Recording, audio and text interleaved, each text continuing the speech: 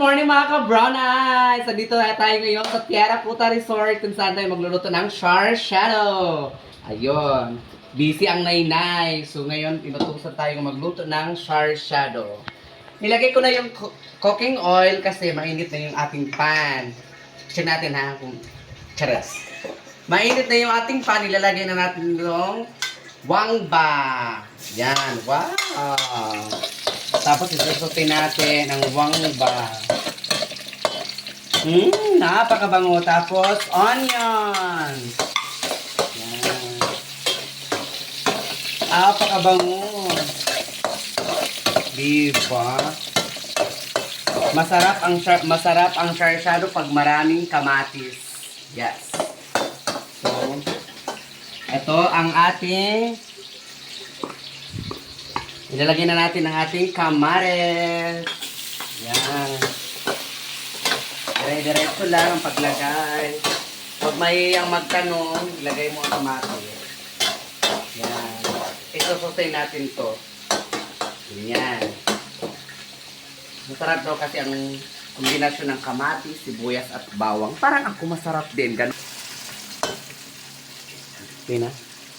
Ayan na mga ka-brown eyes. Pagkatapos nito, ilalagay na natin ang isda na galing ito sa Taal. May lasang tao. Chares. Ilalagay na natin ang isda. Hindi na natin nahatiin ang isda para masarap tignan ang ating isda. Tapos, ganyan ilalagay natin ang yan. Yan. Ito natin ang ganyan, ang ating isda na galing sa Taal. Pagkatapos dito, lalagyan natin ng next, lagyan natin ng hot water. Inawasa, kanjin water. Yan, o, diba?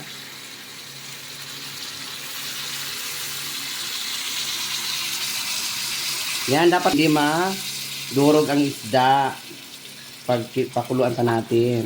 Bago natin lagyan ng egg. Yan, lagyan natin ng maraming sabaw para malunod ang isda. Kasarap. Diba? Then, prepare tayo ng egg. Tapos ilalagay natin mamaya pagka okay na yung ating isda. Ang lasa ng ating char shadow. First, I will put black pepper. Ayan. Lagyan natin ng paminta. Parang ikaw, yung mga nanonood dyan, mga paminta. Pamintang durog kayo dyan lahat. Tapos, matay na pampalasa. Lagyan natin ng busna. Sarap! Yan. Para masarap talaga. Bura natin ng isang sako. Tapos lagyan natin ng salt. Itong salt is rock salt talaga. Literal na rock salt. Yan. And then, i-add na natin yung ating egg. Ito ay itlog ng inyong kapitbahay. Charas.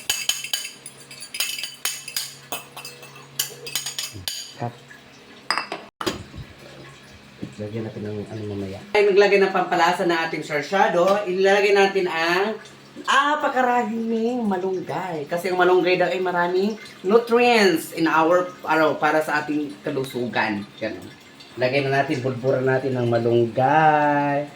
Tatakpan natin ng malunggay ang isda. Yan. Ubusin na natin yan. Kaya ilagay na natin yung pinggan. Ayun. Ilagay natin. After nun, pagkatapos nito, luto na. Ready to serve. Okay. Okay na to. Okay na to. Sige na. Okay na to. Patayin mo. Ayan na mga ka-brown eyes ang ating char shadow. Yan. Tapos na ang ating char shadow. Luto na. Pina. Ayan guys, ililipat na natin sa lagayan kasi ready to serve na tayo. Yan. Ang ganda. Yan, diba?